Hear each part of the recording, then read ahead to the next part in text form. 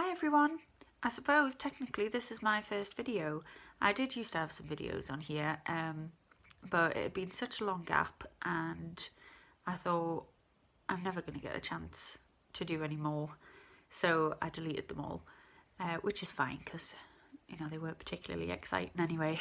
But you know what, sometimes you just want to talk about books, and at the minute I have a lot of exciting books to be talking about.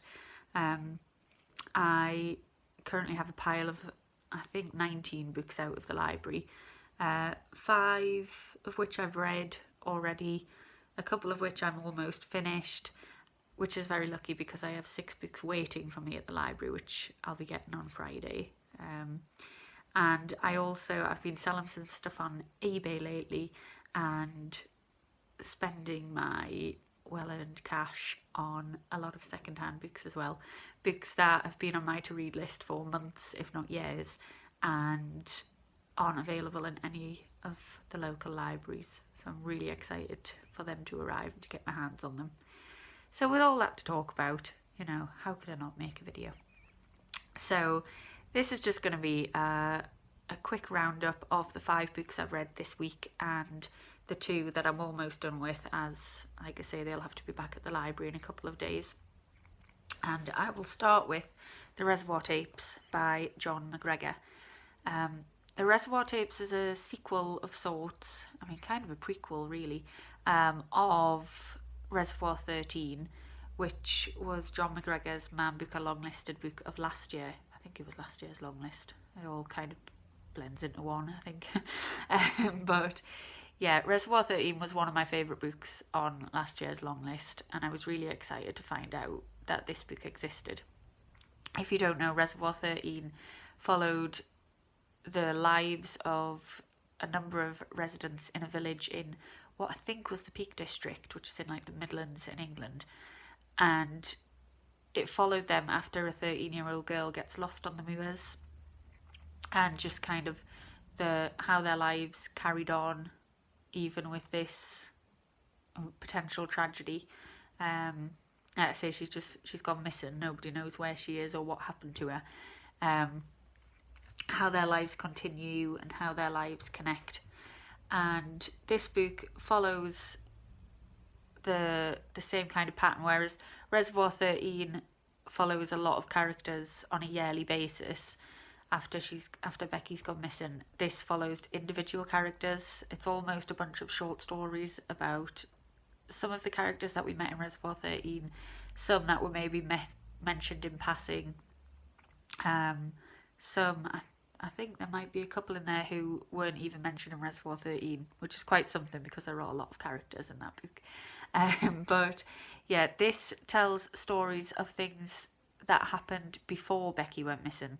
So it's kind of just a developing of that world in that village, of the characters, developing the connections between the different characters and just what we know. And it really made me want to go back and read Reservoir 13 again now. It was a really enjoyable read. John McGregor writes such simple language, but it really draws you in and gets you so involved in the characters and in the world, and it was really nice to be back there. So that was very good. That was I'd say a 4 out of 5. I'll just bang it off a bin there. The next is a definite 5 out of 5, just like everything by Kang that I've read. This is The White Book. I believe this is her 3rd book to be published in English, to be translated. I've read the other 2. They were both amazing. Human Acts I read a few months ago, and if it's not in my top 5 of the year, then I've got an incredible final few months of the year to come. This one is, it's hard to say it without making it sound really pretentious, but it's kind of a rendering of the colour white in like a poetic form. And it's so much better than it sounds. It's, each page, each chapter kind of covers something else that is white. You've got snowflakes and blankets milk. But it all kind of tells the story of Han Kang's well, it would have been her older sister, but who died before Han Kang was born. She died when she was just 2 hours old. And it kind of imagines what life would have been like if she had survived, and the fact that Han Kang herself may well not have existed had the sister survived.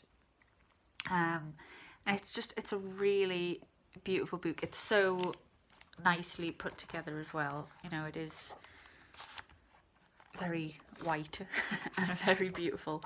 There are quite a few of the chapters that mention, you know, the lines of black type on a white page, and just everything about it. I mean, it sounds quite ridiculous, but it's just a very clean read, which I suppose she was probably going for, it being white and all. But just everything just feels so perfect. Every word, as with Han Kang's writing always, is meant to be there and is there for a reason. And it's just so crisply done, and it's so beautiful, and I was nearly in tears by the end of it. And it's just wonderful, and I need to get my own copy so I can keep looking back to it. Highly, highly recommended. Another highly recommended book is Excellent Women by Barbara Pym. Somehow, I had never heard of Barbara Pym until a couple of weeks ago, and I'm now completely holding it against everybody in my life because somebody is bound to have heard of her before, and for some reason not recommended her to me. And she's amazing. Excellent Women, it is considered to be her best book by many people. It is about a spinster in her 30s in post-war England who is kind of just going about her life, getting unintentionally involved with all of the people around her. You know, intentionally she helps out at the church, but then because she's a spinster, lots of people tend to think, oh, she's there for their, but she's an excellent woman who is there to do the things that they don't want to do. You know, it doesn't sound like much, but it's very, very sharp. It's Jane Austen-esque, honestly. It's, you know, there's a lot of satire in there. Every sentence is an absolute joy, and I absolutely loved it. And I've already been and gotten another Barbara Pym book out of the library yesterday because I need to read absolutely everything she's ever written. This is another definite 5 out of 5, and I hope it's not the best book that she did write because I feel like I've got so much ahead of us to look forward to. But I mean, I can't imagine anything that she writes being much worse than this. And she's just great. Not Working by Lisa Owens is the next one.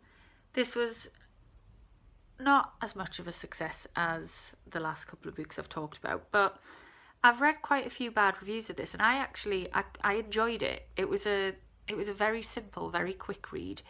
It's had comparisons to Bridget Jones, and I can definitely see where they're coming from. It's not written in a diary style, but it is written in, I don't know if you can see this, kind of little vignettes almost. So, you know, headlined honesty, time. And they're just kind of, the main character Claire, it's just kind of almost a stream of consciousness. It's just her kind of banging on about what's in her mind at a particular time or whatever's happening in her life. Claire is a character who has quit her job because she feels like she needs to find something more suitable for her life. It's a very millennial take on things, you know, and I'm not saying this as a bad thing. She feels like she should be working at something that means something. You know, she'll have been taught this throughout, that she should be looking for something that she's attached to, that is bringing good to the world. And the job that she has, I think it's in PR, she feels like that's not it. And so she quits and now has absolutely no idea what to do with her life. she's quite a selfish character. She's, she's not always the most likeable, but actually I quite enjoyed her. I found her to be very funny. And I think Lisa Owens has a lot of potential. This is her first novel, and while this book is flawed, the ending, it just kind of peters out. You never really get much of a resolution. The characters, aside from Claire, some of them, such as her boyfriend, they're nothing characters really. They're just like cardboard cutouts. But she's definitely a really good writer, and she is very funny. So I'd be interested to read her next book and see if she's kind of worked out those problems, because it was enjoyable. I was definitely engrossed in it the whole time I read it. So 3 out of 5. Could be better, but definitely a lot to enjoy. Oh, nearly having a spillage. Saga Volume 7 is the next one, which is the 7th volume of the Saga comic book series. I read Saga 6 ages ago. I didn't realise that 7 was in the library, so I was very happy to come across it. I did have to reread 6 actually before I read it, just kind of skim through it to remember exactly where I was. But I think this is one of the best volumes. I'm not even going to bother trying to explain it. There's a whole lot going on. But yeah, it's a crazy space saga. And this one was quite an emotional one. There were some incidents that were very, very sad for those of us who've read the whole series, and I was actually surprised because I was starting to. I remember that was just probably why I hadn't bothered checking for volume 7. I was kind of drifting a bit with the series, but this has brought me back on, and I'm not sure if volume 8 is out yet, but I'll be looking and trying to get my hands on that as soon as I can, because I'm right back ready. So 4 out of 5 for that one. And now the 2 books that I'm still part way through. I'm over halfway with both of them, I think. And I've got a night off. My daughter's having a sleepover tonight, so hopefully I'll be able to get through these tonight even. The first one is Strange Weather in Tokyo by Hiromi Kawakami. I picked this up because I have the Nakano Thrift Shop on order, which is by the same author, and I've been waiting for ages for it, and the library doesn't seem to want to give it to us. So when I saw this on the shelf, I thought, you know what, I'm just going to get this one instead. And this one is about a woman who's, I think, probably in her late 30s, possibly early 40s, who bumps into one of her old high school teachers in a bar, and they kind of develop this relationship. It's slow moving, and it's again just told in kind of not vignettes, but just in like little stories about meetings that they've had, or kind of days out that they've gone on. And it's a really, really nice, simple little book, but I'm starting to get quite involved in it now and want to know where it's going to go. So yeah, I'll talk more about it when I'm finished, but hopefully it'll continue as good as it is right now. And the last one is Daring to Drive by Manal Al-Sharif, who you may have heard about. She was a woman who got a lot of attention a few years ago, basically for daring to drive in Saudi Arabia. She got arrested and put in prison, and this is the memoir of her life leading up to that arrest, what made her get into activism. And it is really, really fascinating. It's very harrowing in places, but so I'm not sure if enjoying it is the right word, but I'm learning a lot. One thing about me is I love to read books that are set in other countries, where we kind of find out so much about lives that I don't lead. And yeah, I'm learning a lot about Saudi society, and I'm really impressed. so far by Manal Al-Sharif, and she kind of, as a young girl, she was quite extreme in her religion, and she's kind of getting to the point now where she's starting to realise that she's lived with a lot of propaganda in her life, and she's developing a sense of self. And again, I'm just past halfway, and it's a great read, and I would definitely recommend this to anybody who's interested in activism, feminism, Islam. It's got a lot going for it. And that's it. I'm hopefully going to, like I say, I'll be getting 6 new books on Friday, and I have so many books that I still need to read, so I'm going to be powering through. And yeah, I think that's it for today. So hopefully I'll be back with either a big old secondhand book haul or with another roundup in a few days. If not, then just assume that I've ran out of time again, and maybe I'll be back in 2 years' time. So I'll see you later. Bye bye.